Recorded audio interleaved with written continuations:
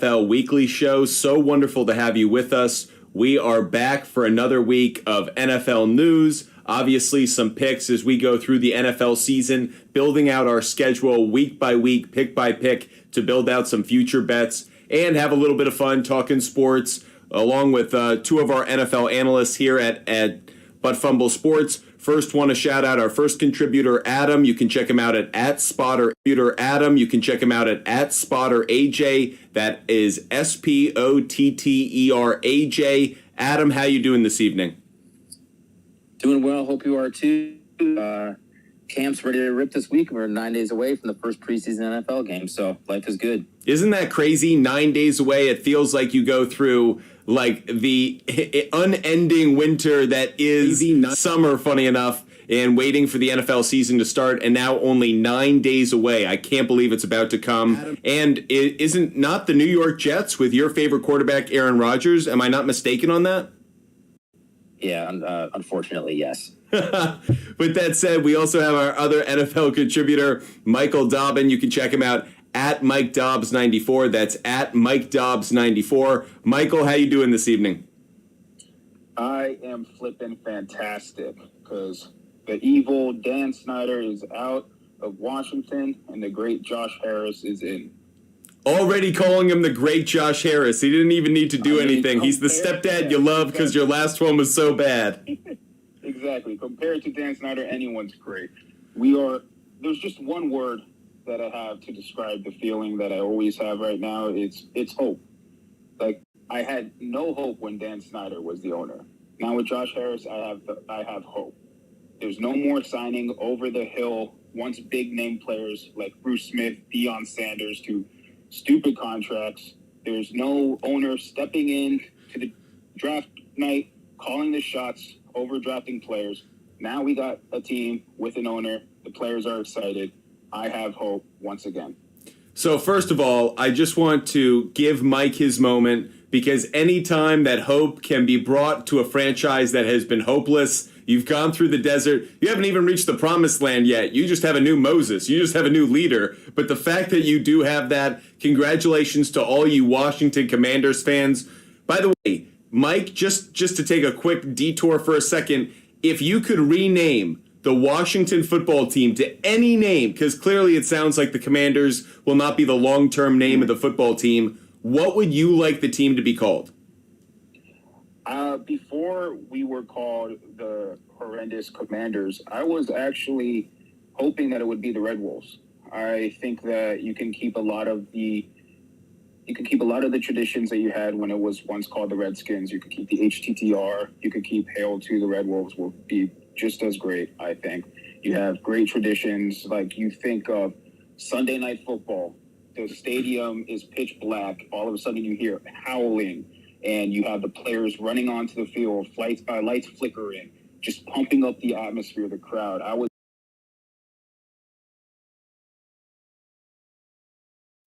changed, but right now, honestly, all I care about right now is the product on the field rather than another distraction of a name change.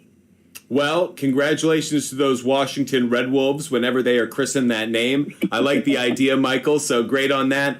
And I just want to shout out all you football fans that are joining us, no matter the platform, YouTube, TikTok, Twitch, and Kick. But Fumble Sports is here with our analysts every single Tuesday night to talk some NFL. Obviously, we're going through the offseason, but we're not that far away from the regular season. We will be joining you every night the remainder of the year, talking NFL and obviously having a lot of fun doing it. Our two analysts are going to talk some of the NFL news that's going around the NFL world right now. We're also making our way through the entire NFL schedule. We're going to go through week 7, having some fun, kind of playing through a mock scenario of how the season will play out.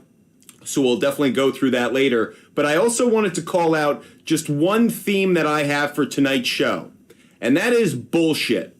And I mention that because, and why this is the theme of tonight's show, is when camps start, there is a lot of optimism. But more importantly, there's a lot of bullshit that's thrown around. A lot of head coaches, a lot of owners, a lot of players say things that they don't really mean.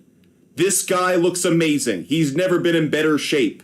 I love our team as a whole. We have no holes, or we're going to have so much promise. This is the time of year where Everyone's throwing down fertilizer, believing they're about to grow a magic beanstalk.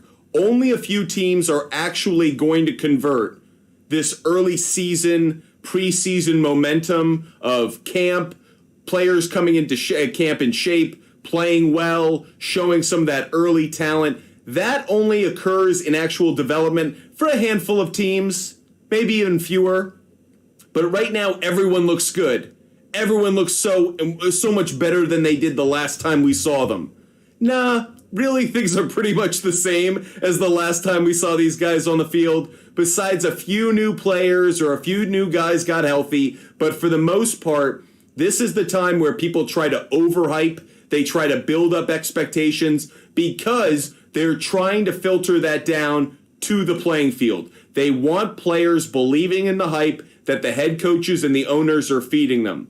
And that also speaks to the money. And so we are going to jump into some NFL news. Saquon Barkley did sign that extension, a 1-year extension earlier today to rejoin the New York Football Giants. Not that he ever left, but it allows him to get back in the building, back into camp. Michael, we start with you, our NFC East guy. What does this mean for the New York Giants, first of all? And second, what does this mean for the running back position as a whole that has been complaining about salaries over the last few weeks?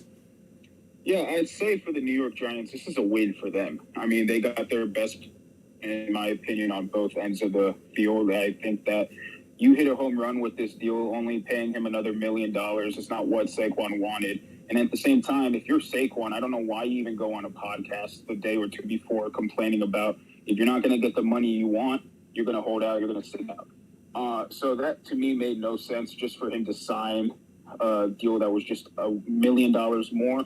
For the running back market, for some of the bigger names like Austin Eckler, who has yet to have a contract extension with a team or even go get that bag, I think that he kind of feels a little slight-handed just with Saquon getting that deal after that big Zoom call that all the star-studded running backs had. It went to show me that Zoom call was nonsense. Talk about bullshit. It was pointless. Just like you have Saquon, Austin Eckler, all these big-name running backs just for kind of Saquon just to say that meant nothing by signing this deal the next day.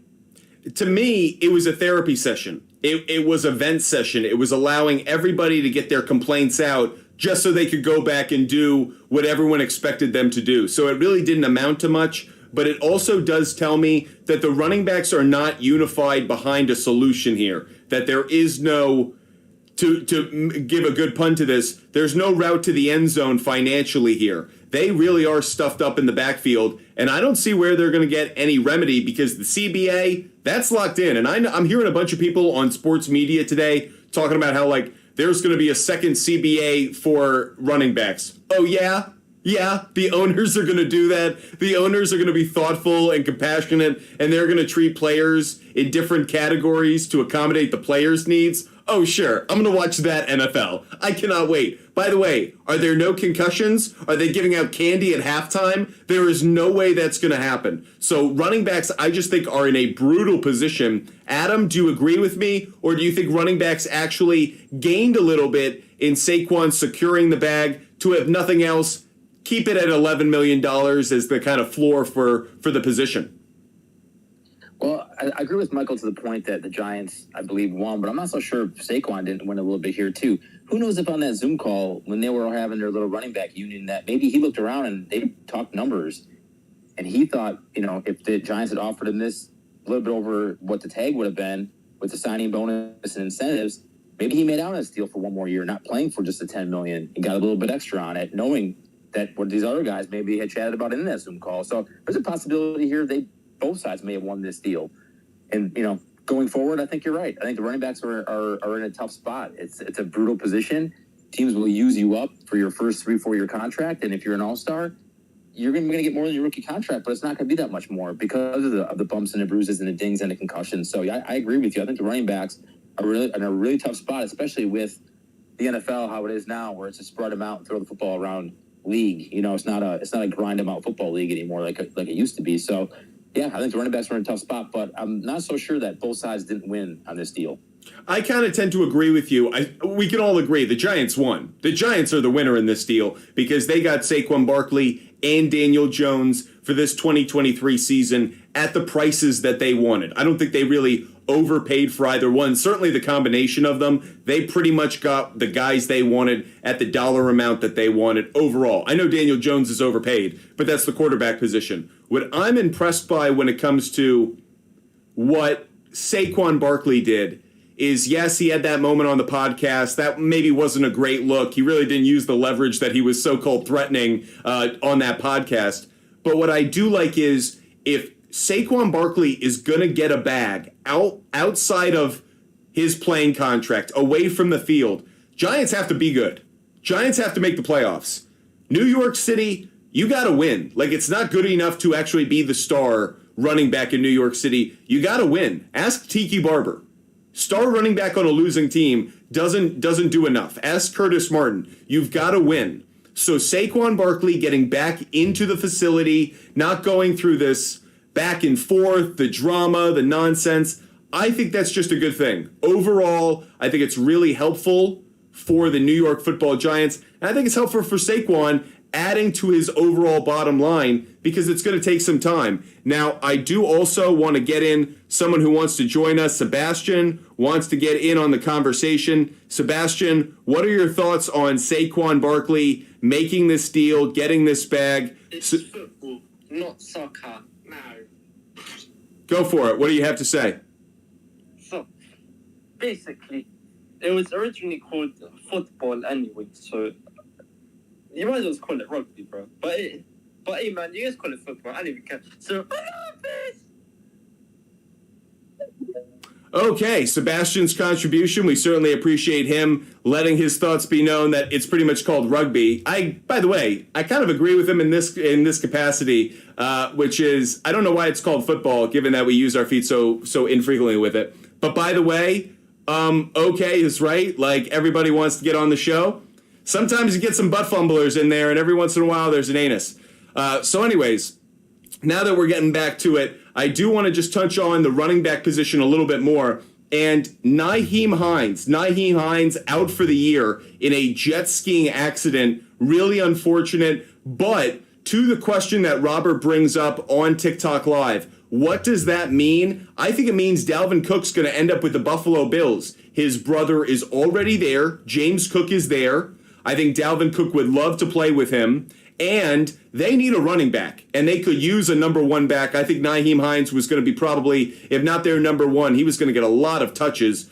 I think that's how it's going to play out. That's my prediction. Michael, do you agree? Adam, will go to you next. But Michael, where do you think Dalvin Cook ends up? Yeah, so I will say this about Nyheim Hines. That's just such a terrible incident with him. I mean, that is a lawsuit in itself, just being stationary and having a jet ski. Oh, my God. Like, I can't. It was like a Tyrod Taylor kind of thing in that, like, you just ruined a dude's career, and what is he going to do now?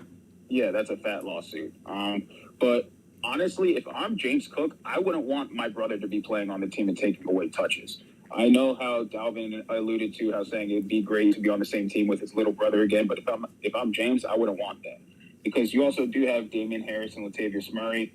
I get they're not the same level as Dalvin Cook at all, but at the same time, that James Cook, he wants to be the guy. Bringing in his brother is going to mess that up for him. But I still think, I know he mulls about the Miami Dolphins offering a contract situation. That just makes the most sense to me. So I do think Miami he might end up with them. Adam, what are your thoughts?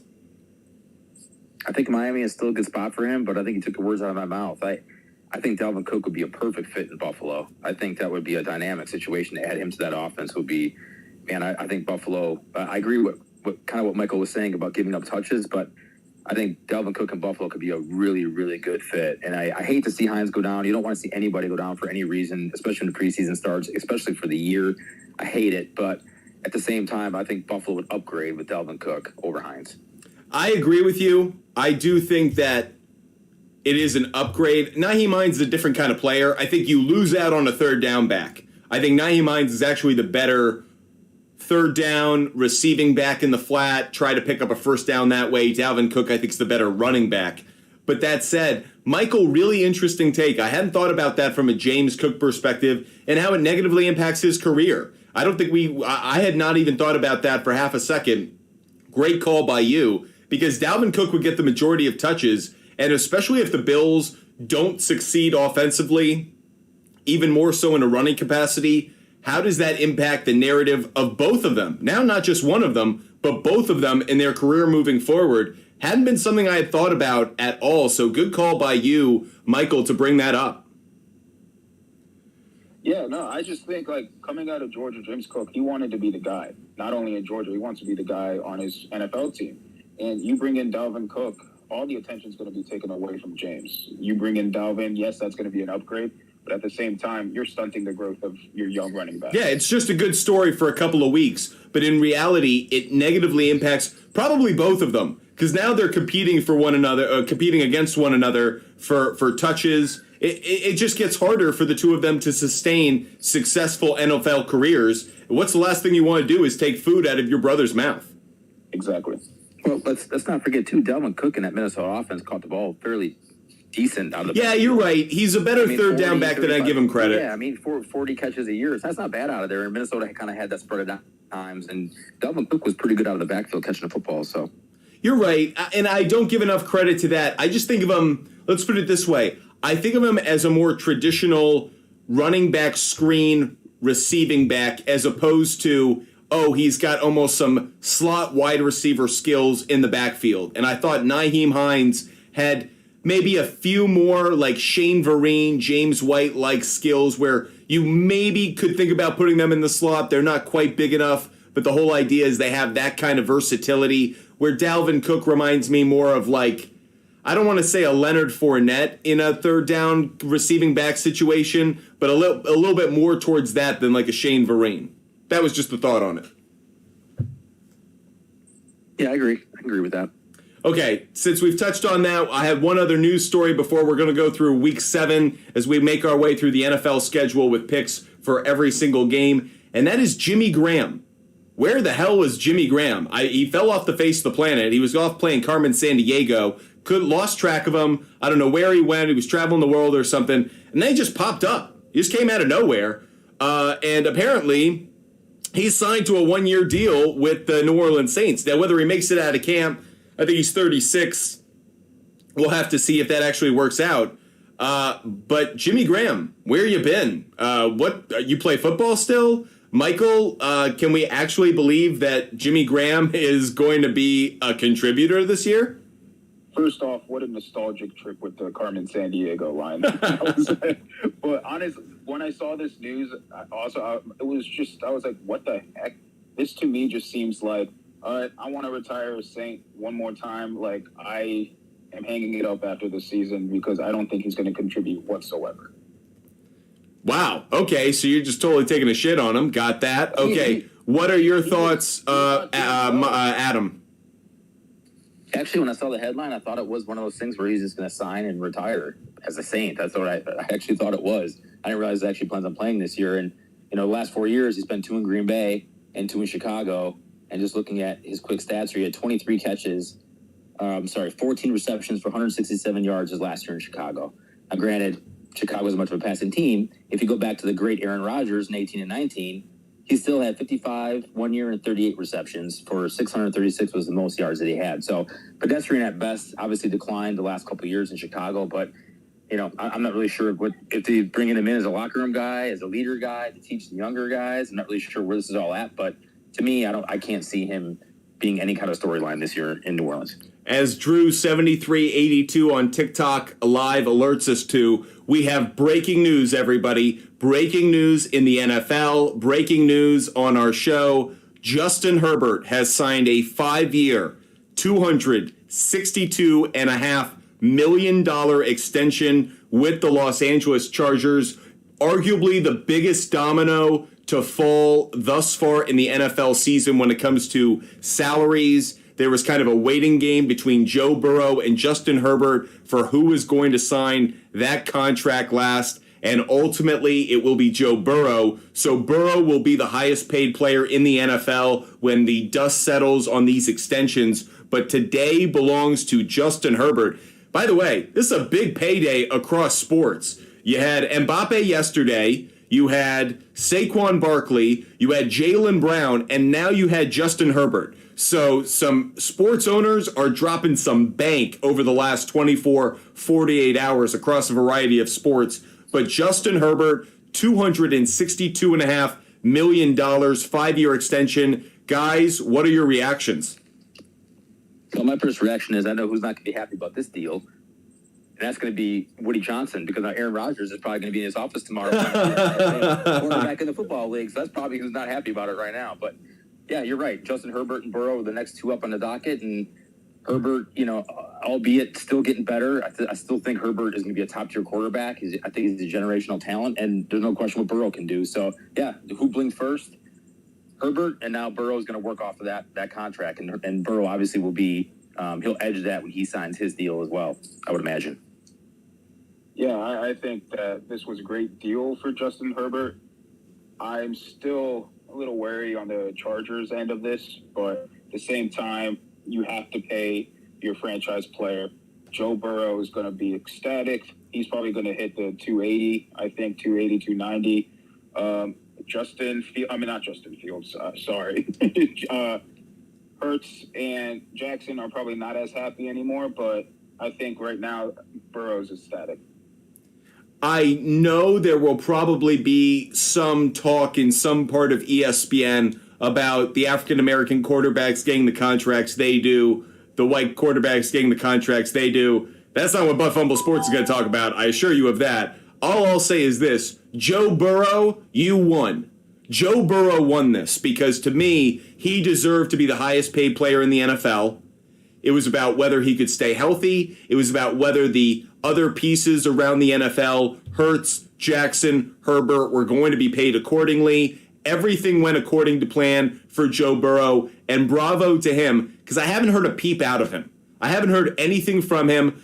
Justin Herbert, I think, has handled this well, as additionally, he does a good job of representing himself, but he was not deserving of the highest paid contract in the NFL, at least long term. He might for a few days or whatever, but this is going to be Joe Burrow, and that's appropriate. That said, I like Herbert a lot of talent. This is just the price of doing business in the NFL. If you want to keep your star quarterback, you want to have them as a franchise guy for a decade, lock him into that second deal. Just do it as soon as you can at the price you can, because the economics of the NFL are only going to increase and increase and increase at the quarterback position, not running backs, not the running back position. The one thing that I would be kind of curious about, how does Austin Eckler feel?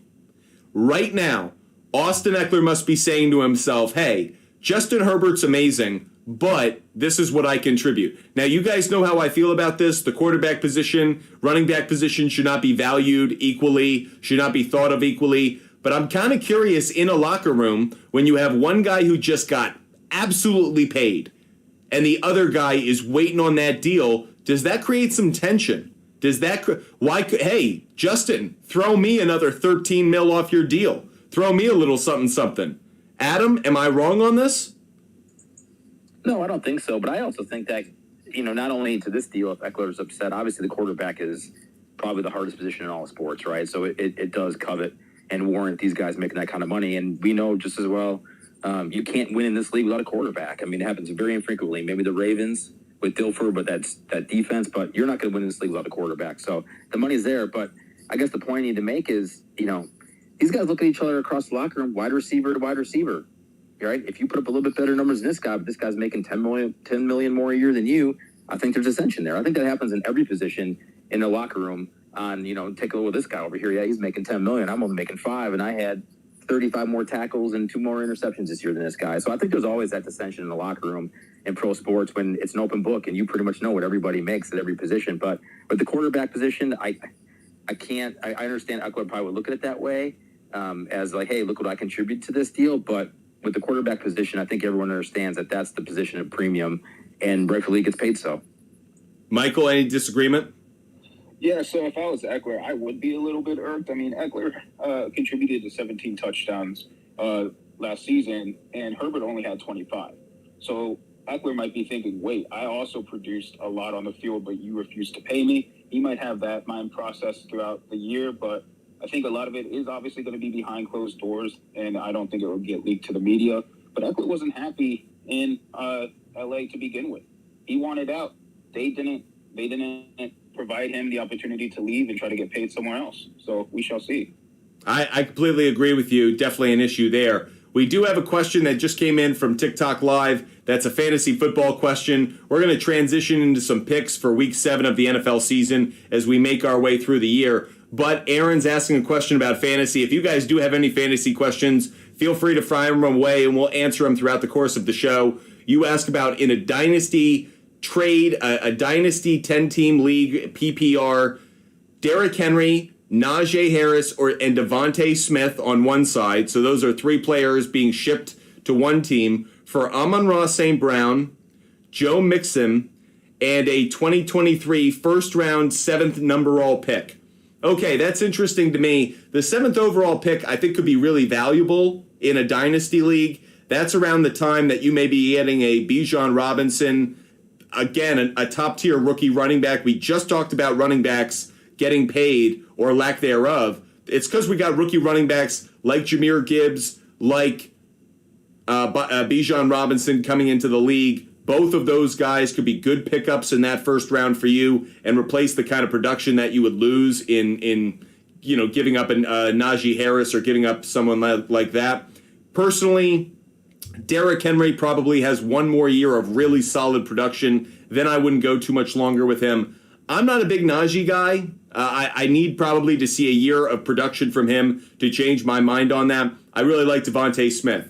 But between Devontae Smith and Amon-Ra St. Brown, I'm bigger on Amon-Ra St. Brown. So I'd rather have the Amon-Ra St. Brown, Joe Mixon, and 2023 first-round pick. That's what I would take. So, Aaron, if you missed the answer to that question, I prefer the Amon-Ra St. Brown, Joe Mixon, 2023 first-round pick. I prefer that end of the deal. Joe Mixon's the weakest part of that side, but I actually prefer the longevity of that side of things because you're in a dynasty league. Michael, I know you're a fantasy guy as well as me. What do you think of that trade? Derrick Henry, Najee Harris, and Devontae Smith in exchange for Amon-Ra St. Brown, Joe Mixon, and the seventh pick of the first round of this year's draft. Yeah, so you hit the nail right on the head.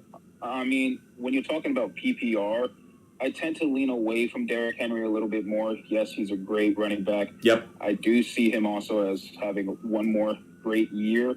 But when it comes to PPR, Joe Mixon had over 50 receptions last year. He's still very solid in the backfield. I love me some Sun God and Amon-Ra St. Brown. I think he's going to be a focal point of the Detroit Lions offense. And that first-round pick is going to be very coveted as well. So I do like that side of the trade. If you guys love fantasy football, if you guys are fantasy owners and you're preparing for your fantasy football season, But Fumble Sports does a mock draft every single day at 1:30 p.m. 1:30 p.m. East Coast Standard Time. So if you want to join us for our mock draft every day, just DM us on Instagram. That's But Fumble Sports on Instagram. We let you join the mock draft. That way you can participate, play along, get some information as to how the drafts are playing out, who you want to target, what positions go in which rounds. So if you guys want to check out those drafts, we posted past drafts onto our YouTube page, but we give you guys the opportunity to participate. So definitely take advantage of that. Aaron says, only thing is I think 7th overall will be more a Zay Flowers, Kincaid type of player. It depends. I didn't know how many players were made available in that Dynasty League. If it's only true rookies, yeah, it is probably a Zay Flowers or a Dalton Kincaid. But don't sleep on Zay Flowers. Zay Flowers, I think, is going to be the number one receiver for the Baltimore Ravens. And I could actually see him being the second best receiver in the AFC North behind Jamar Chase. You heard that correct. I think that's how good a rookie year he could have with Lamar Jackson. Between Mark Andrews and the speed of Jackson, I think Zay Flowers is going to get a lot of one-on-one coverage. So I actually am pretty high on Zay Flowers. Don't sleep on him. And if he is the player that you be picking at that 7th overall pick, I still say that's a good play, especially in a PPR league. Tank Dell, maybe not so much, Drew. That might be not quite the same value as a Zay Flowers, but I still like Tank Dell as well. Definitely think that's something to keep your eye on. Any thoughts, Don't gentlemen? forget, too, with Derrick Henry this year, yeah, don't forget with Derrick Henry this year that this Tennessee offense, even though they did sign Hopkins, is not going to be very good. Between Right. Levis and Tannehill. And Tyjae Spears, they drafted him. He's a really shifty running back. I was really, really high on him coming out this year in the draft. And, Henry's probably going to get pounded this year, and they're going to give him the football because that's really the only offense that they're going to have. And what's the chances he's going to make it to the full season? So just him making it through the full season could be an issue, having him on your roster.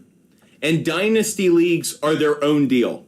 And sometimes people will hear somebody talking about a dynasty league and they'll overreact and they're like, oh my God, you'd rather have Zay Flowers than Derrick Henry? You must be crazy. And it's like, well, in a dynasty league, I really truly am building an organization. And if I'm making the bet that Zay Flowers is going to have 5 years of good production versus Derrick Henry's 1.5, that's kind of the trade you're making. I'm kind of banking and saying Zay Flowers could be the next, I don't want to say Jamar Chase because that's a little lofty, but if I have high expectations, if I think he could end up being a top 12 wide receiver over the next 3 years, then that is an absolute steal. And that's what a good dynasty GM in fantasy has to do.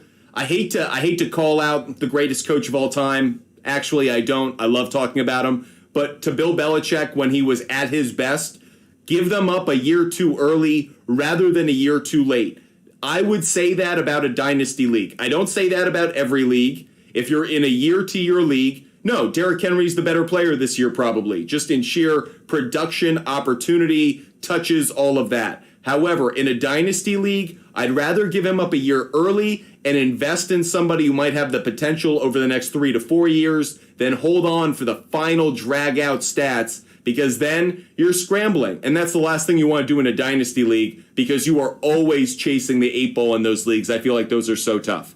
Anyways, we have jumped through a lot of fantasy, a lot of news. We actually got some breaking news. Justin Herbert getting some bank, making some dough. $262.5 million extension for 5 years.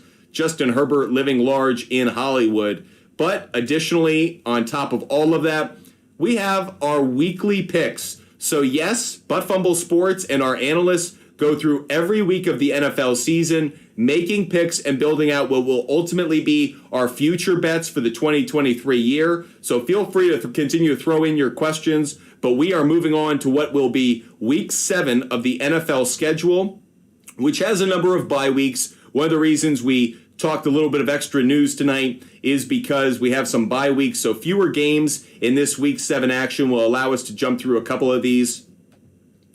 Showing you guys on the screen all the matchups that we have. Thursday game at 8:15 is Jacksonville at the New Orleans Saints. Then we have 6 1 o'clock games. Lions at Ravens, Raiders at Bears, Browns at Colts, Bills at Patriots, and finally Commanders and Giants and Falcons at Buccaneers. We have 4 p.m. games in this week. Pittsburgh Steelers go to LA to play the Rams. Cardinals and Seahawks. Packers play the Denver Broncos in Denver. And the Chargers, led by Justin Herbert, have their big divisional matchup with the Kansas City Chiefs at Arrowhead. That's a 4:25 big-time game. The Sunday night game for the week we're going to be talking about is a doozy. The Miami Dolphins travel to Philadelphia to play the Eagles. Hopefully the quarterbacks are healthy for that one, because that is a reunion of the 2 quarterbacks that played at Alabama. A lot of storylines around that game. And the Monday night game for week 7 is the San Francisco 49ers playing prime time Kirk Cousins in Minnesota and the Vikings. So we'll kick it off by looking at that Thursday game between the Jacksonville Jaguars and the New Orleans Saints. According to us, the Jacksonville Jaguars are coming off 3, 4, 5. They are undefeated in our schedule so far. Amazingly, we have them going through week 6 undefeated. They go into week 7 against the New Orleans Saints, who are coming off a win to the Houston Texans. But outside of that, a very hot and cold start according to us and how we see the Saints season playing out. Michael, we'll start with you. Thursday night football in New Orleans. Does Jacksonville finally suffer its first loss of the year? Yeah, obviously, as we said in the past shows, how it's always tough to keep on going with that win streak. But I do see Jacksonville suffering their first loss ultimately at New Orleans. Yeah, I agree with you. Adam, what's your take on this one?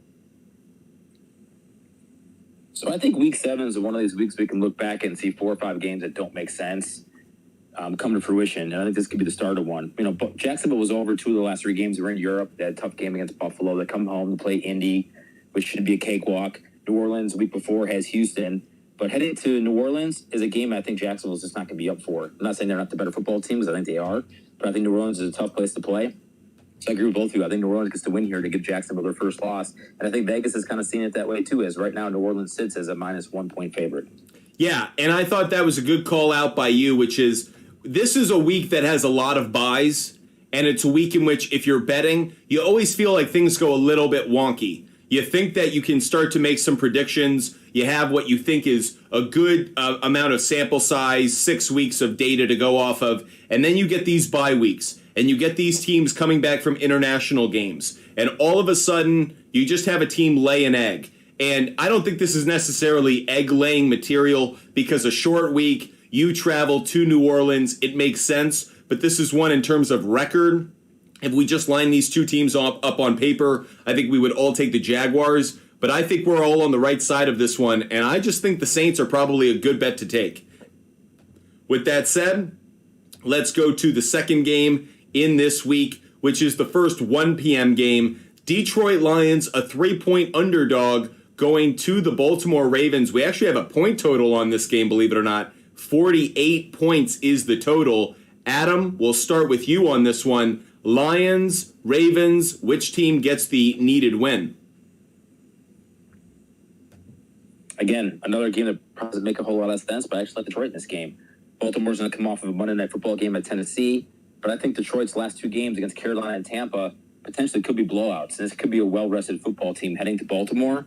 And I know Baltimore's a 3-point favorite, but for some reason, I think we look back on this one, and this could be a Detroit 27-13 type football game. So I actually like the Lions here on the road in Baltimore.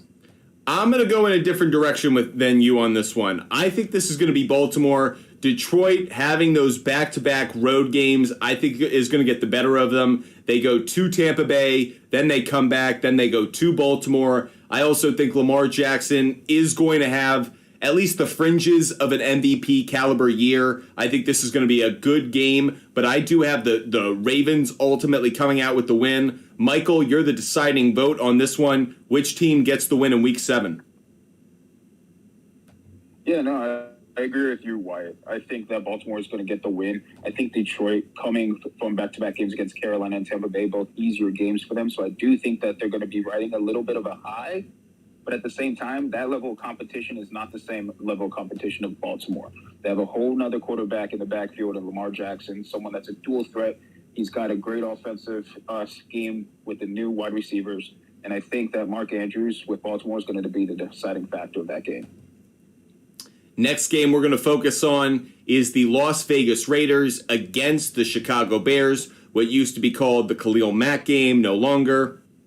Chicago Bears coming off a win to the Minnesota Vikings at home. We have them with a 3-3 record through the first 6 weeks of the season. On the other side of things, the Raiders coming off a loss to the New England Patriots. They travel on the road. Raiders, we have them with just 2 wins through 6 weeks. Can the Raiders get their 3rd win of the year against the Bears at Soldier Field? Michael, we kick it to you.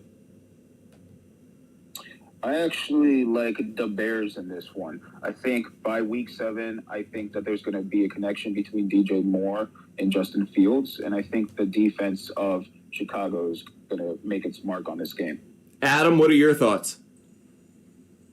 Well, Wyatt, I'll leave you with the deciding factor because I'm actually like Las Vegas in this game. Chicago coming off that big division win for them. Vegas coming off of that tough loss with New England. Travels to Chicago. This is a game I think Las Vegas can win, and Chicago's -1, but I like the Raiders here in like a type field goal type game. I just can't see Chicago here with a winning record at this point this season. So giving them a 4-3 record winning, I just don't see it. I don't think this is that good of a football team, really. They're getting better, and I know Justin Fields needs to show more in the passing prowess than his running game. But I just don't think Chicago's taking that next step here to get to 4-3. So it's up to you. Split the vote. Yeah, I've got to split the vote on this one. I was surprised that it was a 1-point spread. I thought it was going to be a little bit more in favor of the Bears, and actually that's why I'm going to take the Bears. As crazy as this sounds, I feel like this is an even game. However, when it's an even game, the home team should usually be getting about 3 points, 2.5 points. So the fact that the Bears are only a 1-point favorite, I actually like the Bears more because of that home field advantage. So if I think these two teams are even, which team has home field, I'm going to lean towards Justin Fields and the Bears pulling off the win. I think there will be some continuity. By the way, which quarterback will be healthy for this game? And do I really believe Jimmy Garoppolo is going 7 weeks of his life without an injury? No, the dude sneezes and he's out for 6 weeks. So that said, I don't believe in Jimmy G. I believe Justin Fields at home. I also think the Bears at some point, and this could be the part of the year where they start to turn a corner. And I think of it kind of in the way we saw with Jacksonville a few years ago, where they start to just put together a couple of wins, even back-to-back wins, back-to-back good weeks with a young quarterback. I can kind of see that happening, so I'm going to lean towards the Bears on this one. Sorry, Adam, you're shut out, and puts your Packers in a tougher position, I guess, in the division. I know that's why you were really going against the Bears. No, I wasn't, but here's what I need to do. Since I think I'm going to be against you and Michael this entire week, highlight this week for me, and I have all of our picks, because I think this could be a week where I'm actually liking my picks even more and more, because the lights burn bright in Vegas because the public loses. And if you and Michael are against me in all these games, this might be the week I need to circle to head to the books. You know what I mean? No, I don't, because I don't trust your betting ability at all. But that said, feel free. If you want to talk about other sports, we know you can do other sports. I don't know if about this one, but, well, I'm just putting some asterisks next to these picks so we can keep track on who got it right, who got it wrong, what were some split decisions. We'll have to revisit this one. I want highlights. I don't want asterisks. I want to highlight it here. I want to make sure it's completely clear. That wasn't like, did Michael take that one? Did you take that one? No. I want highlights. These are my picks, so there's no question here. Oh, okay. Adam's getting feisty. Pretty soon we're going to have to bring up Aaron Rodgers just to calm him down. How dare you? Oh, man, we're having fun here at Butt Fumble Sports. Hope you guys are, too. We have our next game to pick, and that is the Cleveland Browns against the Indianapolis Colts. What I'm hearing, and again, mention this at the start of the show, take everything you hear right now from NFL head coaches with a massive grain of salt. But what I'm hearing right now is Anthony Richardson is both really impressive, learning the playbook like nobody's business, but they are not going to start him this year until maybe midway through the year, maybe as late as week 10. So we will have to wait on Anthony Richardson a little bit longer than maybe some people thought. This game between Deshaun Watson and the Browns against the Indianapolis Colts, I'll kick this one off. I certainly think this is a Browns win. To Adam's point, this is the kind of week I could see something screwy happen and like Jonathan Taylor runs for 200 yards and the Colts win. But at least at first blush, I'll take the Browns to win. I might end up taking the Colts to cover on this one. It may not seem like a good play at the time, but there may be some Minshew magic, maybe some Jonathan Taylor magic, horseshoe magic for the Colts that ultimately leads to the cover. Adam, do you agree with me? Yeah, we're on the same side on this one. Cleveland -3, I think, is a good play here. We've been giving the Colts their due earlier in the year. Well, I guess I shouldn't say their due, but they played some pretty less than stellar competition here as of late. They did come off a game at Jacksonville, which is a loss. But before that, they played the Rams and Tennessee. So, yeah, I think Cleveland's a better team than what they've seen here for the last couple of weeks. And I think Cleveland goes into Indy and gets the win. Michael, do you agree with us, or do you think that the Colts could pull off the win? Yeah, no, clean sweep. I think that this is a Nick Chubb game. I think he's going to run wild on that Colts defense. Nice. Okay, so we have a clean sweep on that one. Next game that we're going to focus on, what feels like a big game in the division, more so actually for maybe the New England Patriots than for the Buffalo Bills. Patriots are 3-point underdogs at home against the Bills. And there's a lot of talk about Bill Belichick being on the hot seat. The last few years, the Buffalo Bills have kind of owned the Patriots. So what do we think, Michael? Do the Patriots get a very important win at home, or do the Bills continue to kind of dominate this rivalry? I still think Buffalo's going to be dominating this rivalry until I see something out of Mac Jones. And I know it's tough to pick before the season started. I don't like Mac Jones as the starting quarterback. So, and I think Buffalo's just. I think they have their number. Adam, what are your thoughts? Yeah, this is a tough one. I mean, I think it's going to be closer than what people think it's going to be. I think this could be a field goal type game. And the reason I say that is because Buffalo's going to be coming off that Jacksonville game overseas. They're going to come back home and play the Giants at Sunday Night Football. And now they got to go to New England and play here. So I think Buffalo is going to win this game, but I just think it's going to be a lot closer than Buffalo running away with this thing by like 10 or 17 points. But I do like Buffalo on the road here. I think this game will be closer than people think for 3 quarters. And then the Bills add another touchdown, another field goal, and it ends up being a bigger blowout in terms of the final scoreboard. Closer game maybe through, I don't know, the first 2.5 quarters, 3 quarters. But ultimately, I think that Josh Allen owns Gillette Stadium. I don't know if you guys ever heard this, but apparently he knew that Gillette, the sponsor that he has, he knew about Gillette Stadium. He actually wanted that deal with Gillette just to give some kind of wink and nod to New England, like, yeah, I own you, and I'm sponsored by the guys who are putting their brand up on your stadium. Whether that's true or not, I just love the idea that the Buffalo Bills, at this point, have kind of cracked the code on how the Patriots operate, what they're trying to do. So unless, like we saw a few years ago in Buffalo, we see crazy winds, crazy weather that prevents like throwing the football, I just don't think the Patriots offense can do enough. I think the Patriots defense will do a decent job. They'll do. I can't wait to see Christian Gonzalez against Stephon Diggs. But that said, I feel like this is a clean sweep here. I'm going to give the win to the Buffalo Bills, and I'll give the loss to the New England Patriots.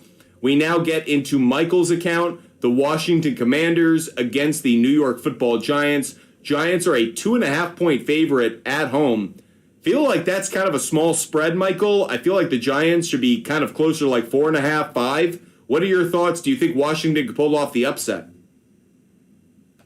So with me, the whole thing with playing the Giants, it's always a tough time going to MetLife for Washington.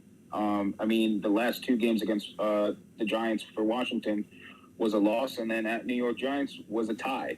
And that tie should have been a win. But at the same time, no matter how many times you play better at MetLife Stadium, Washington just has something pulling out of their ass to lose or tie a game. So as much as I love Washington and the new era, I still think MetLife is a tough place to play for Washington. And unfortunately, as much as it pains me to say, I still think that the Giants are going to win this game. Adam, do you agree with our resident Washington football expert?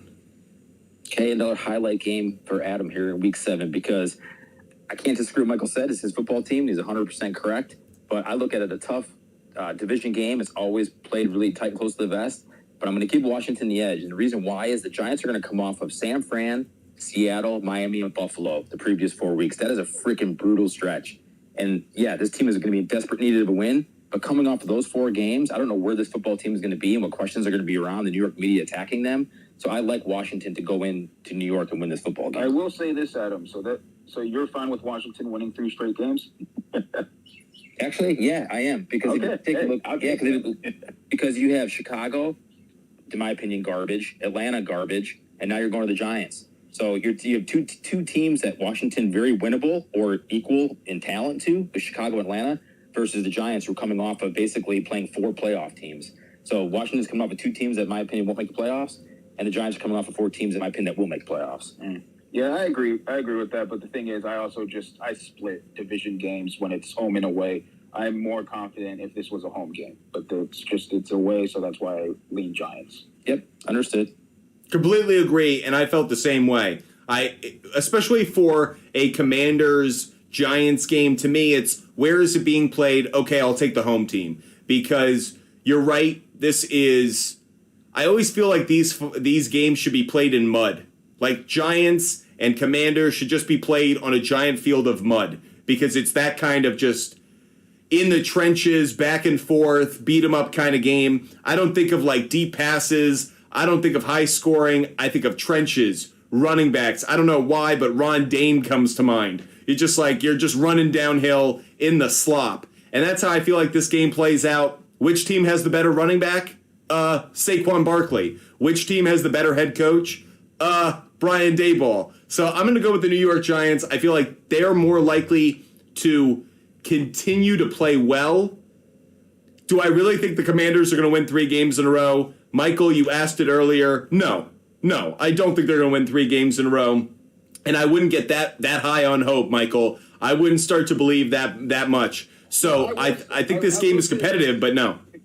I will say this in regards to what you're spewing right now, Wyatt, is that Daboll had one great year as a head coach. He's still a lot to prove. Ron Rivera, very serviceable. I'm not going to say he's great, but at the same time, I like Washington's defense a lot more. And I know you're a big Sam Howell hater.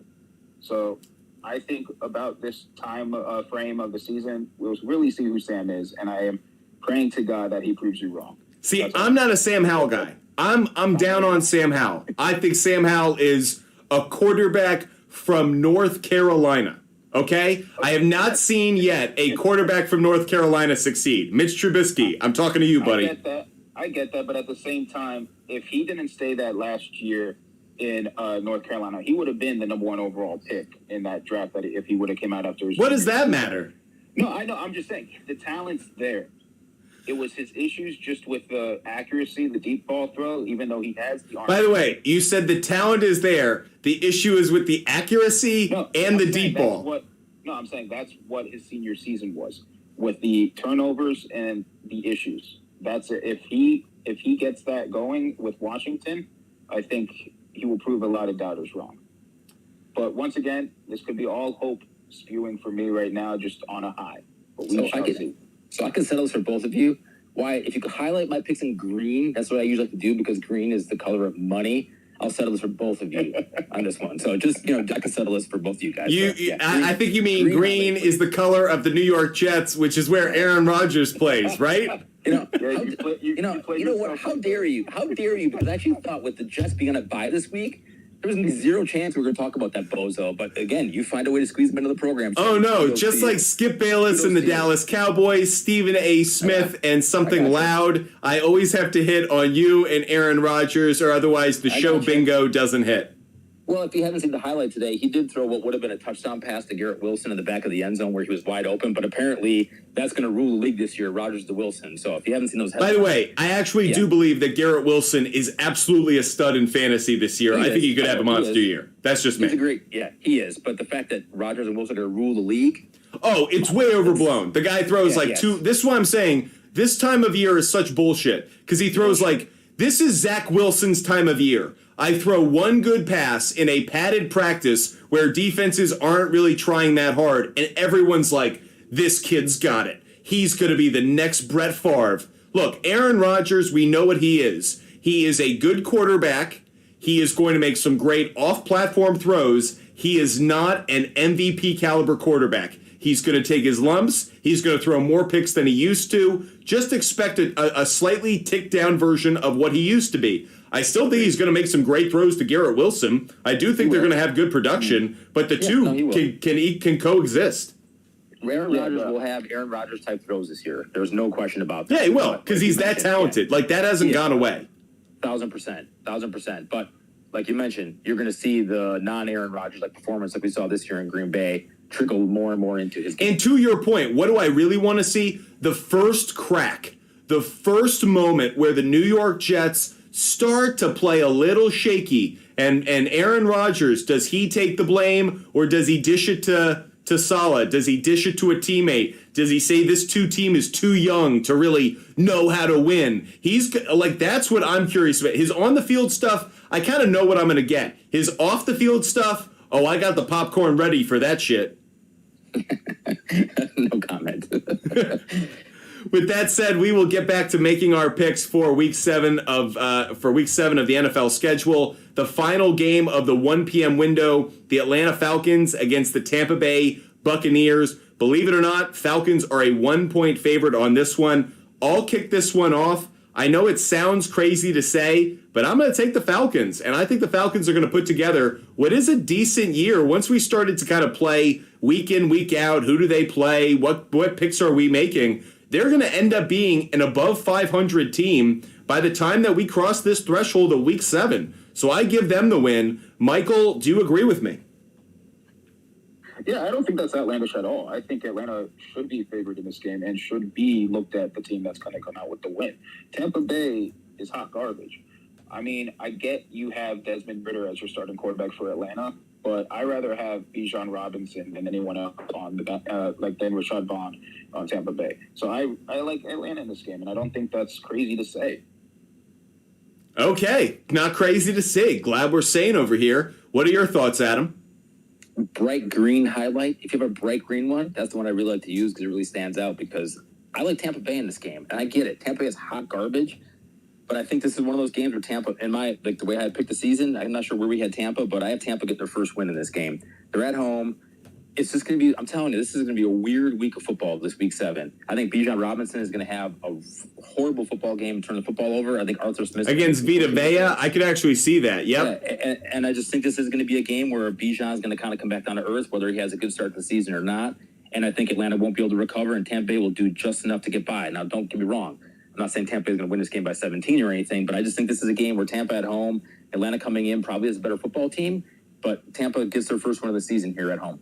All jokes aside, I think that's really good analysis by you, Adam. And I'm sticking with my pick. I'm still giving it to the Falcons just because that's where my gut is right now. But you make a compelling argument, in the words of Michael Scott, low voice in the office. You make a compelling argument because I think that Tampa Bay, this is the kind of game in which the Falcons, divisional game, Ridder has maybe a few more mistakes than he maybe had in previous weeks. Again, Vita Vea, White. The one thing that I think the Buccaneers defense could do well is stop the run. If they limit Bijan Robinson, force the game into Desmond Ridder's hands a little bit more. This also feels like it could be a game where Baker Mayfield makes that comeback in the final 4 minutes to take a lead in classic Baker Mayfield kind of form. It's not pretty, but he pulls off a dub. So I could see it. I'm not gonna follow you there, but I understand why you're saying that this could be one of those kind of crazy games of the week. Yeah, for sure. And, like I said, sometimes in the NFL, things just don't make sense. And, I'm not saying Atlanta is a far superior team to Tampa. And I just think something like that, this could be an easy game that could go to the home team here. Okay, we'll go now to the 4 p.m. games. We have 4 p.m. games. The first one, Pittsburgh Steelers, Los Angeles Rams. I'll kick us off on this one, and I'm not going to waste a lot of time with it. Steelers are a 2-point favorite. I just don't believe in the Rams right now. And again, this may be Adam's point, another one of those crazy games. I'll rather be on the side of sanity and wait for craziness to unfold. So I'll give the Rams the loss, the Steelers the win. That's how I see it playing out. Michael, we go to you. Do the Steelers get the road win in La La Land? Yeah, quick and easy. Steelers with the win. Adam, is this another one of those, this is going to be a crazy week kind of plays? Yes. Yeah, I do. And you know how I do not care for the Rams. I am absolutely think the Rams are garbage. I think Vegas set their win line way too high. But let's just look at this real quick. Pittsburgh, I think a team that's going to be really good this year, or be better than what expected. They're coming off of a bye.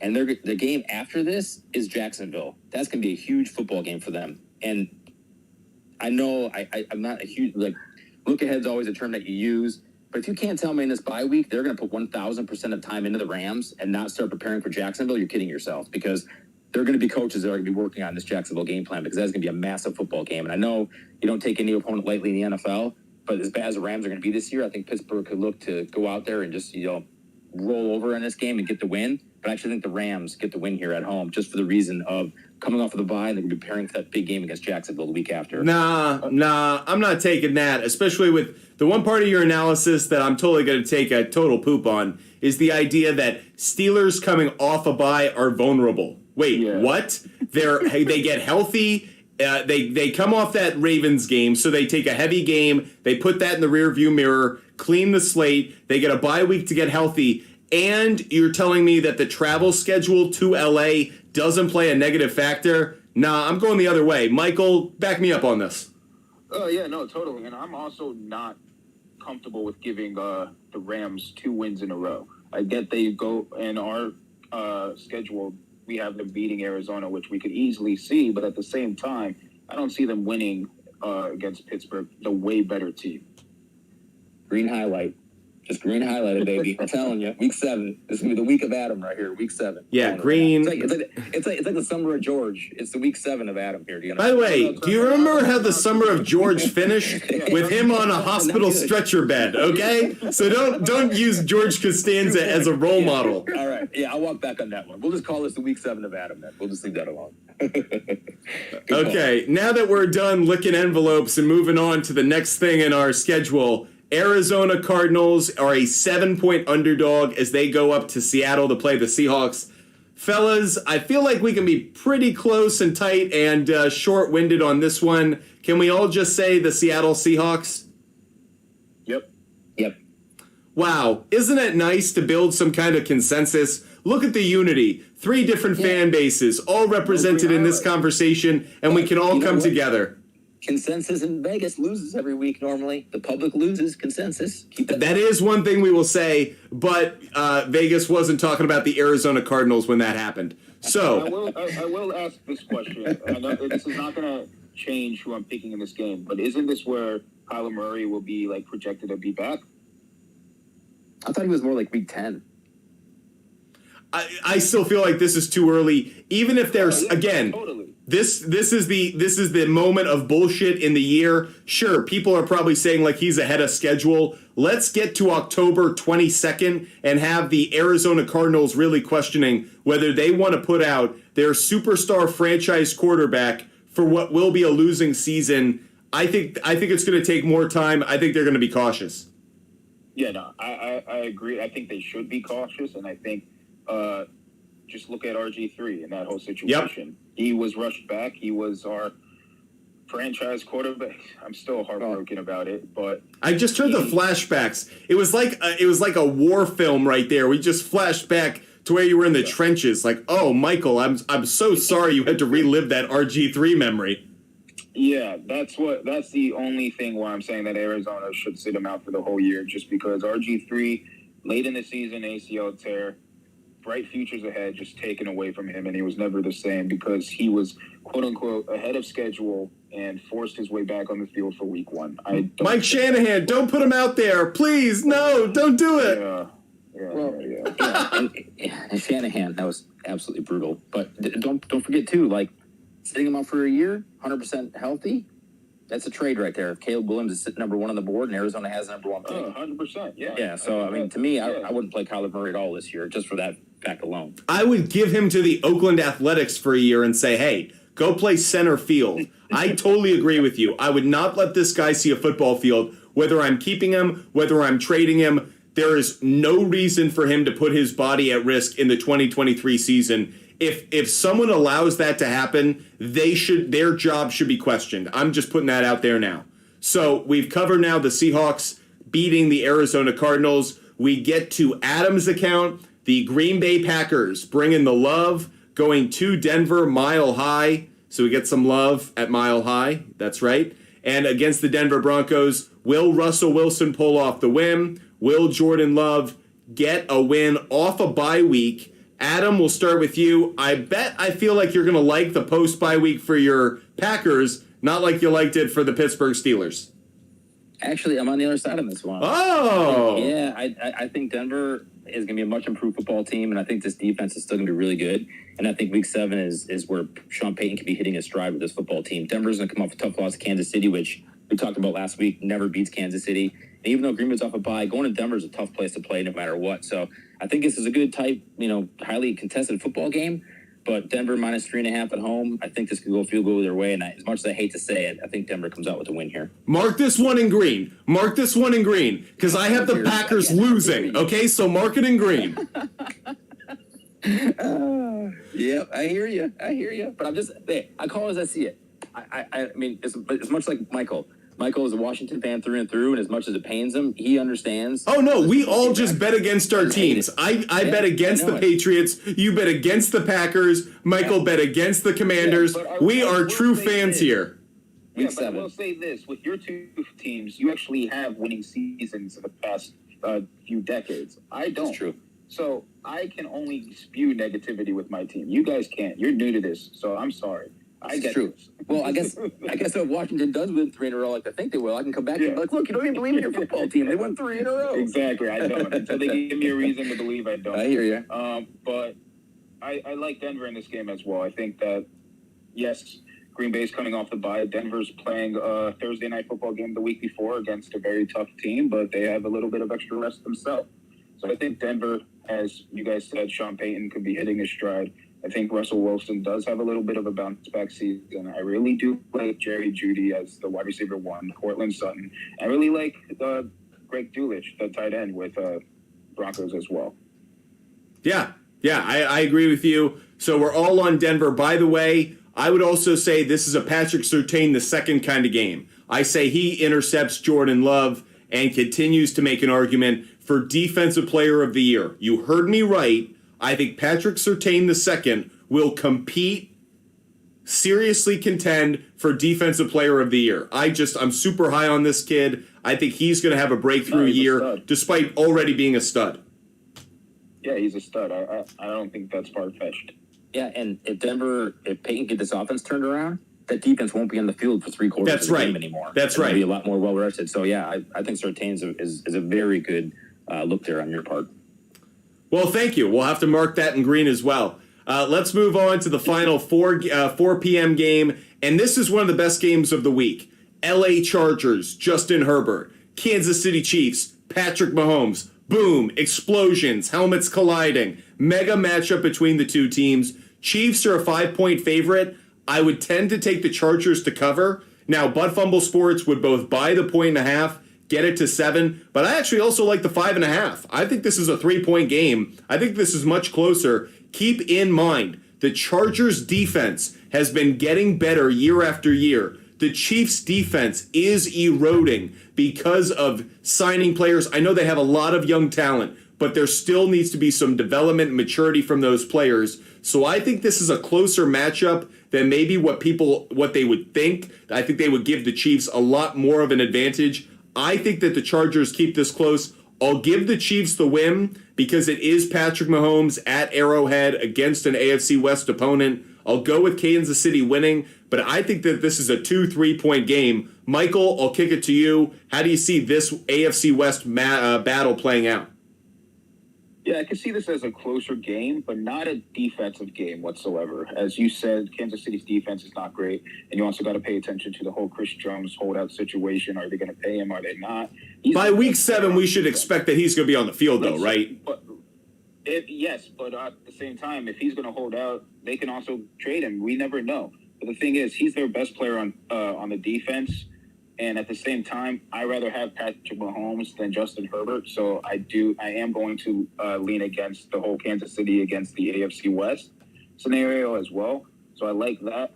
And I just like the offense who can stay healthy more. I get Pat Mahomes always is dinged up, but he's always on the field. He's going to guarantee you to be in every single game. So I like Kansas City.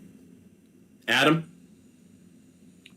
So Chargers at Kansas City. Like you mentioned, Kansas City's -5.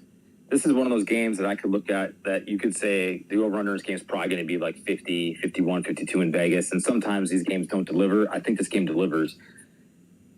Betting against Patrick Mahomes at home is really, really difficult to do. But I really like the Chargers, and they have started getting some wins throughout the year here. And I think that they can go to Kansas City and win this game 42-38 type. And the reason being is they had a little bit easier schedule. They did come off of Dallas, but the Chiefs just came off of the Jets, Minnesota, and Denver. Obviously, Denver, they own them. But I think this could be a game that is going to be really, really high scoring. And you mentioned it. Kansas City's defense is going to have lapses sometime throughout the year that Patrick Mahomes can't bail themselves out of. And I think this is a 42-38 time football game that actually delivers over the total that we don't necessarily see sometimes when Vegas posts it that high. So I do like the Chargers to go here and get the win. Really quick, we're getting a question from TikTok Live, and this person has to go, so I want to answer it really quick. Alex is asking, what is the best fantasy draft spot this year for a 12-man league? I would think there are kind of two theories of thought. You either want to be in the top 3. Really, I kind of like drafting second or third in a 12-man league. On the other side, I actually kind of like drafting maybe 6th or 7th, where you're getting kind of each side to kind of flesh out where the round could go. If there's going to be a run on wide receiver, a run on quarterback, a run on a position, you're not far enough into that round where you lose out on that position. So if you're not kind of second or third overall, I actually think 6 and 7 isn't a bad spot for a 12-man draft league.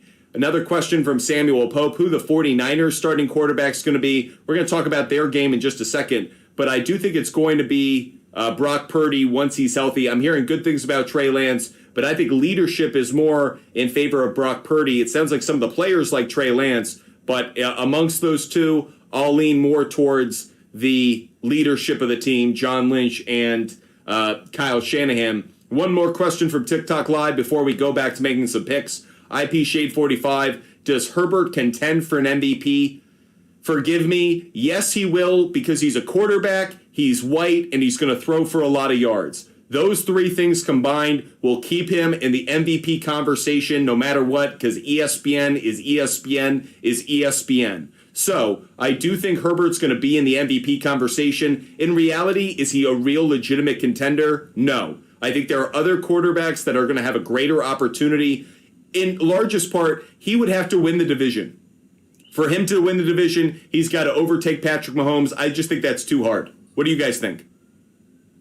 Yeah, I agree with the MVP talk, but one thing I will say about Herbert is he could be a sneaky good pick to throw the most yards this year.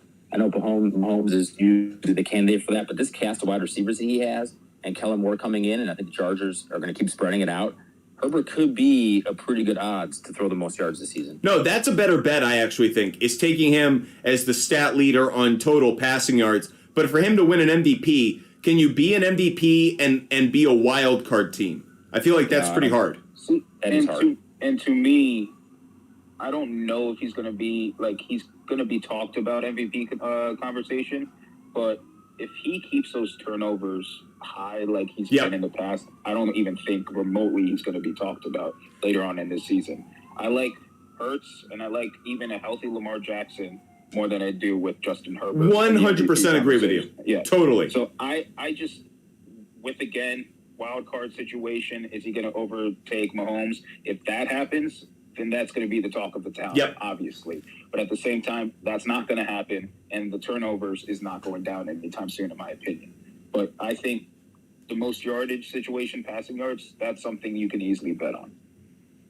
Good call. Agree with both of you guys. Let's finish out our picks for this Week 7 as we go through the entire NFL schedule and make picks to build out our future bets. The Sunday night game should be a great one, and it's a reunion of teammates from Alabama, Tua Tagovailoa, Jalen Hurts. They lead the Dolphins and Eagles into a big Sunday night matchup. Right now, the Eagles a 4-point favorite. I'll kick this one off first. I actually am going to throw out a shocker. Dolphins win this game. I think that Tua shows up, has a really good game. I think that the Eagles defense is outplayed by the Dolphins defense, and I think that Miami pulls off the upset in Philadelphia to give the Eagles their first loss of the year. Michael, tell me I'm wrong. I will. I'll tell you. I really am high on the Dolphins this year. I really do like the Dolphins. I love Vic Fangio's addition. I love the defense, what they're doing. But at the same time, Philadelphia, to me, is the juggernaut of the NFC. I think that they're going to be hitting their stride right about Week 7. I hate to be looking forward in season as well. Miami is going to be playing their division rival, the Patriots, next week. So I don't know if they're going to be also looking forward to that a little bit too early.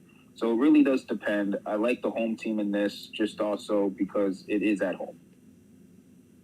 Adam, you're the deciding vote.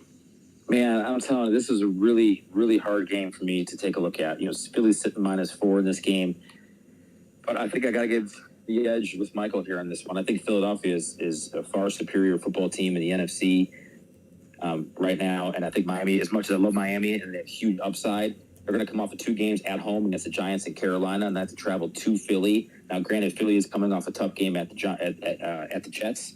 But back home, Miami Sunday Night Football going up there, I just think that is a tough environment to play. But why I can't disagree with anything you said because I was right down the middle of this one. I think I could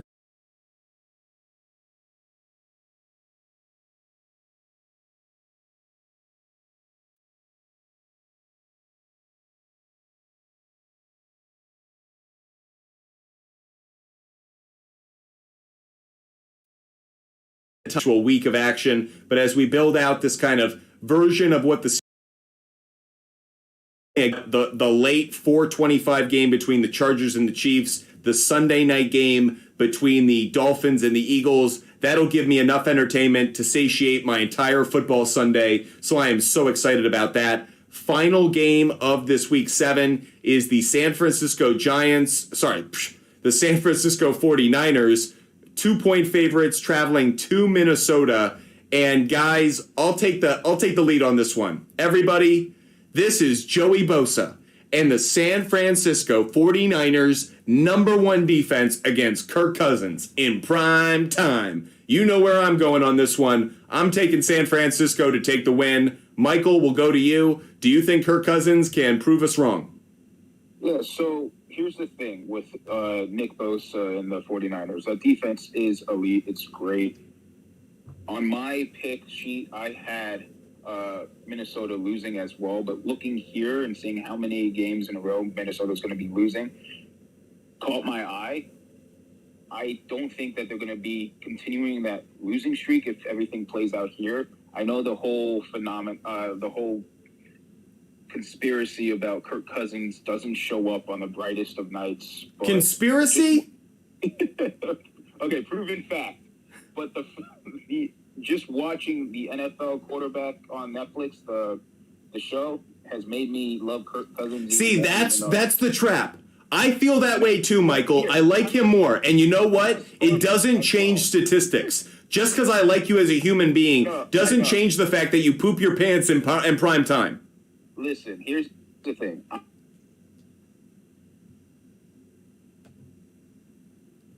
Michael, you still with us?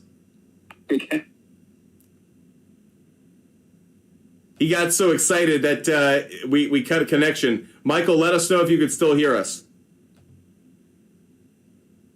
Well, we get Michael reconnected. Adam, take this one. Michael got so excited that he just couldn't handle the Kirk Cousins fandom. Adam, you take it from there. You could have never said anything more correct than that's what they want you to do is get on like the Kirk Cousins train because you watch the show and you know what, I like Kirk Cousins now. I like Kirk Cousins. He's a good guy. That's right. Family. You are so correct in that because that happens more often than not. 1,000%. It's what they do with Hard Knocks. It's like, you know what? I really like this guy. I want to see him succeed. And then you're reminded that he's not that talented. Yep. And the lights are bright. He's absolutely horrible. It comes out, right? So he's a pumpkin when it comes to prime time. And I'm with you. San Fran's defense here. And, Michael made a point about looking at the Vikings schedule and having to find win in there. It's funny. I have the same thing. I have Minnesota on a big slide right now, losing a lot of games in a row. And it continues here with San Francisco. And as much as I love Brian Flores, and he think he's going to do a good job with that defense eventually over time. That thing is so broken. I just can't see him make that big jump this earlier in the year. And like you mentioned, Cousins prime time against that tough San Fran. And again, Kyle Shanahan's offense against the Minnesota Vikings defense. Michael, I hope you're back with us now so you could try to defend your Kirk Cousins love. Try to make sense of this for us, buddy. Listen, I told you I was split on this. So I'm not going to defend too hard, but at the same time, I really like Minnesota's offense. I know they did get rid of Dalvin Cook, but at the same time, Alexander Mattinson, when he was plugged in, when Cook's been injured in the past, has been really good, better than serviceable. Yep. And you do have the best wide receiver in the game in Justin Jefferson, in my opinion. And the addition with Jordan Addison, that's going to still be a really good offense. So I really like Minnesota's offense. So it's not too far-fetched for me to be picking Minnesota, in my opinion. Yes, San Francisco's defense is great, but at the same time, at home with Minnesota, I know the lights might be too bright for Kirk Cousins, but I still going to go with them. No, the adult diapers are coming on for Kirk Cousins in this game. Joey Bosa is going to be breathing some heat. Don't forget, the 49ers reloaded on the defensive line. They're just as fierce as they've ever been. I think this is a game in which I agree with you. Maybe for a half, maybe for 3.5 quarters, but in the fourth quarter, when the lights are brightest, Kirk Cousins is going to drop back. He is going to see an oncoming defensive player, and he's going to throw up a duck. And that Mallard will be intercepted by a 49ers defender, and that will be the game. And Mark my words, it won't matter if he is on season 2 of Quarterbacks or not. That's what's going to happen because that's what happens when he plays in prime time. By the way, that is a great show. I really did enjoy that show thus far. If you guys haven't been watching Quarterbacks on Netflix, I think it's really good. It is. It's well done. There's a good balance of off the field and on the field. I think they did a good job with it. I will say the big winners thus far are Kirk Cousins and the wife of Patrick Mahomes because I didn't like either one of them before, and I like them a little bit more than I used to. I still don't like Pat's wife. I will still admit that. I still think she's a little bit too much, in my opinion. At least they didn't focus on his brother. She's a lot. Yeah, it's true. Yeah. Well, yeah, exactly. But real quick, talk about the Minnesota offense. Michael made a point with Addison to this offense. And like I said, I'm not into fantasy as much as you guys are, but a guy I think that could have a good year this year because of Justin Jefferson and Addison could play well. I think KJ Osborne could be a sneaky good guy to play this year. Yep. You know, in the last couple of years, he's had 50, 60 receptions, 700 yards, 7-8 touchdowns. You know, that's something that show reminded me is that like he had a lot of big moments. He had a lot of big catches. I forgot about that. The show kind of reminded you like who was the guy he went to for a lot of game-winning touchdowns or game go-ahead touchdowns? It was KJ Osborne. Yeah, and I think with Addison going to play well this year, that could really open up KJ because obviously we know Justin's going to get the bulk of the attention. But for what it's worth, I think KJ could have a good year this year. Yeah, when Jordan Addison isn't helping his dog get to a hospital at 140 miles an hour, he is really a good wide receiver. So hopefully he doesn't have that dog in his car and he'll be just fine. That said, those were all of our picks for Week 7 of the NFL schedule. We're going to make our way through every pick, every game, every week, and build out these plays so that way you guys can unsubscribe on the Brittany Mahomes take. She is not likable. I didn't say I like her. I say I dislike her less or I like her a little bit. I understand her now. I get it more. It's a high school relationship. I get it now. They didn't meet at Texas Tech. They didn't meet when he was a star at Kansas City. They met in high school. I get it now. You have a high school sweetheart who's annoying and you marry him. It happens. Anyways, that is our NFL show. Always like to wrap up the NFL show on a relationship note. If you guys like our content, make sure you go to our website, buttfumblesports.com. We put out a lot of picks, a lot of analysis. We have an article up right now by one of our NFL contributors about the top 10 pass rushers right now in the NFL. You won't want to miss that article, so go to our website, buttfumblesports.com. Additionally, if you love fantasy football, if you are a fantasy football owner and you need help with your mock drafts, you need to prepare for your fantasy football draft, go to our YouTube page, Buttfumble Sports. We do a mock draft almost every single day. You can see our past mock drafts, and if you want to get in on some of our mock drafts, we do one almost every day at 1:30 p.m. Eastern Standard Time. You can DM us at Buttfumble Sports and, of course, contribute, join, and participate in that fantasy football mock draft. Our two contributors tonight, want to call them out. Adam, who did a good job laying back on his Packers love tonight. At Spotter AJ is where you can find him. Again, that's Adam at Spotter AJ on Twitter. Additionally, Michael, our resident Washington Football Commanders fan, and of course, a man who now is loaded up full of hope to the brim. You can check out Michael Dobbin at MikeDobbs94. That's at MikeDobbs94. Gentlemen, it's always fun talking football with you. I can't wait to do it again next Tuesday night. For all of those who've been joining us watching the show, Jorge, IP Shade 45, Alex, Samuel, Drew, big shout out to Jake, Aaron, appreciate you guys joining, Ryan, Jeff, Mark, Haley, Beth, appreciate all you, Harley, thank you for joining us, Ankar Hone 1, Deadpool 84, Robert, Diego, wonderful to have so many loyal contributors and followers, Tito's Full Send. Great to see you guys join the show. Really appreciate the support. Can't wait to talk football with you again next Tuesday night.